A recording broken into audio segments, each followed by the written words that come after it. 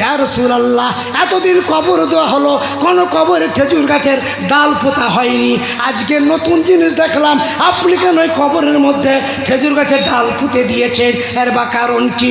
আল্লাহ নবী বললেন, ও সাহাবারা তোমরা জেনে নাও, আমার আল্লাহ তাআলা বলেছেন, ইউসাব্বিহু লিল্লাহি মা ফিস সামাওয়াতি ওয়াল আরদি। আল্লাহ তাআলা জমিনে, আসমান জমিনে যা বৃক্ষ তরুলতা যা কিছু আছে সব কিছু আল্লাহ তাসবিহ বর্ণনা করে।